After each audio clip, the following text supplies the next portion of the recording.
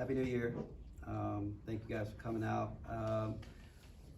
Pleased for the most part with our performance today. Obviously, when they leave you for a long extended period of time, then they come back and you got a couple of days to prepare for a game. You never know what to expect.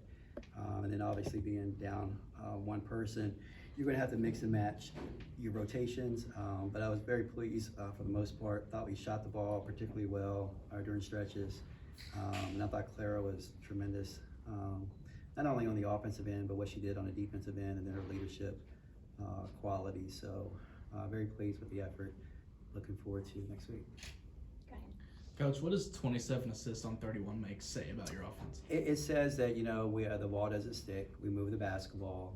We have initiators, facilitators, and then kids who can finish some stuff. So then we had that pretty early, and we didn't play well the last 5 minutes. Give them credit. But it does show that we're an unselfish basketball team and that we play the game the right way, and it's not just trying to play one-on-one. And it's a fun style to watch, fun style to coach, and these kids are executing it. Asia, you've had a bunch of these games where you jump out early pretty quickly. Is it harder for you personally to kind of stay aggressive during these games, or is it harder for you to kind of keep your confidence in games where your shots maybe not falling?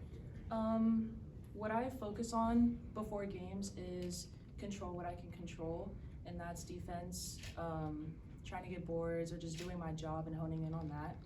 And then when my defense is good, it translates to good offense. It just builds my confidence with that aspect.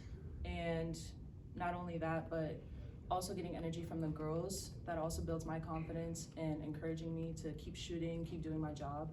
And that's how I get my confidence in playing well and aggressive. And coach is always telling me to continue being aggressive, but also just playing on just like who I am.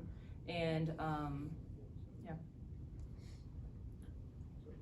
Kenny, how do you feel about the way your team is playing going into SEC play, particularly on your defensive end of the floor?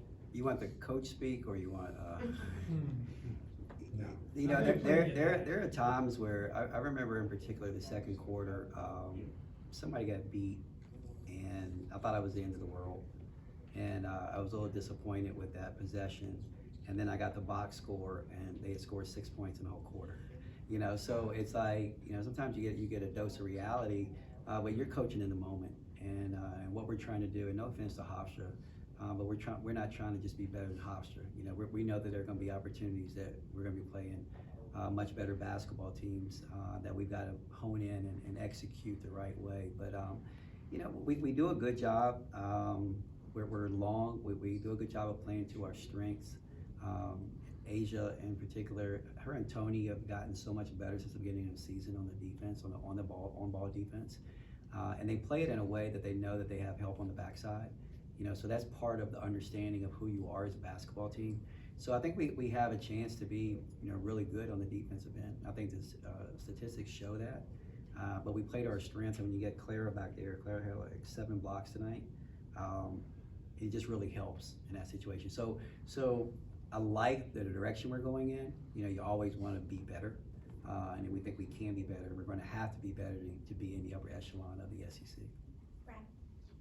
Coach, speaking of that, SEC begins, you're headed to LSU. They have a very talented roster. How do you get your team prepared for that? You gave me no rest, huh? I thought we were talking about Hofstra. No, it's I've played one game down there. And obviously, the atmosphere is great. It's electric, it's fun, but it's basketball, and we just have to make sure we tell our kids it's basketball, regardless of anything else outside of it. It's basketball. But we do know we're playing against a very talented basketball team, probably better than they were last year. You have to ask Kim that. But they're deep. They're a deep basketball team. They've had several different starting lineups, and regardless of what starting lineup they put out there, their bench is just as good as their starting lineup. And so that's a challenge for us, but we've got some experience, got some experienced players, and we've got to step up and control the game, control what we can control during the basketball game, If we do that, we give ourselves a chance to win. But it's it's kind of crazy. That's not the game that you really want to come out the gate with, but you got to play them sometime, and it's going to be a really good. I think it's going to be a good matchup. Go to the back. Coach, you said after Wright State, you had a crystal ball. This is where you thought your team would be instead in non-conference play. Is there something that surprised you about this team that you learned, or something that you thought you'd be good at that you need to work on? What did you learn about your team after non-conference? Well, I think as a coach, you're always looking at the negatives and how we can get better with the negatives. And so sometimes you don't really understand how good you really are. And then you get out there and you show that you're a pretty good basketball team. So we're talented. We've got really good pieces. Clara's a force inside, and now we're putting people on the outside.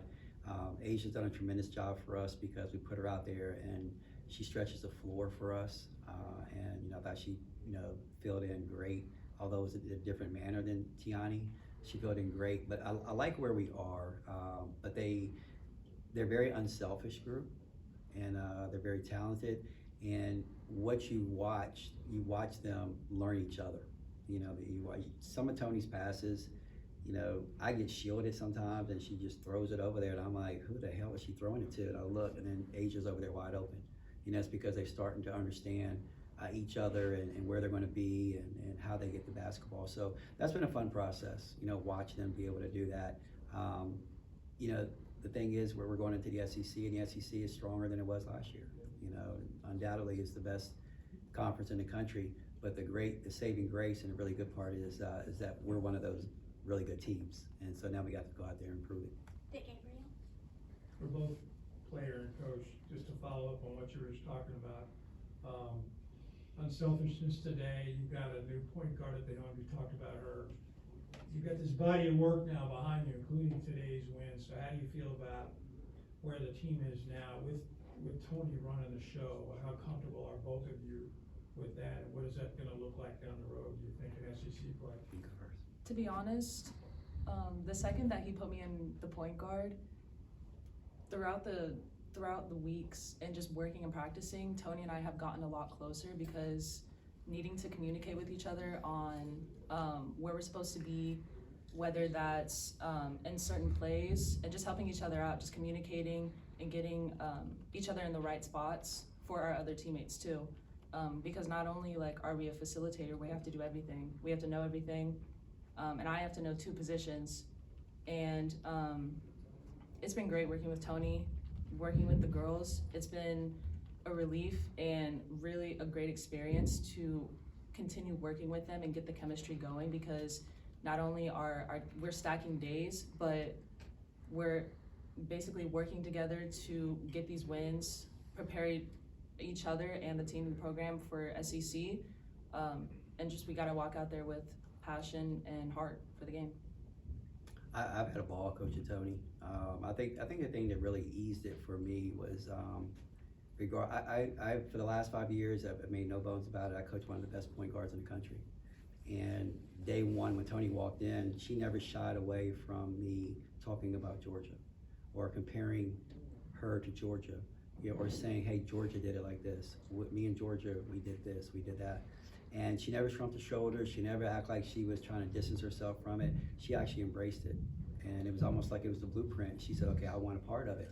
And I think she's done a tremendous job, and she continues to get better and better. And some of the things that I've been working on her with, and I told her, I said, you come here and I'm gonna work my butt off to get you to be one of the best point guards in the country, so that when the WNBA draft comes around, your name's going to be called, very early.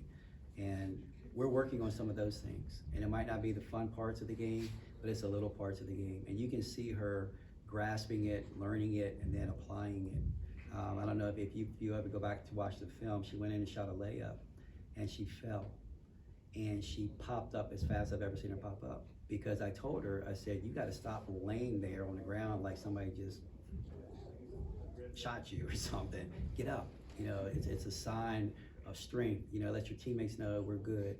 And today, before I finished watching the ball, whether the ball went in or not, she had fallen and popped up and was going back, tell people. So that just goes to show you that she's a student of the game, and I'm holding her to to a higher level, and she's embracing it. And you watched her continue to get better and better and better until the very end of the game, where she missed a couple layups on character. I mean, that I thought she should have made. I thought this was one of her better basketball games because she controlled everything. She controlled the tempo. She controlled where the ball was going. She had 10 assists. Very easily could have had 17.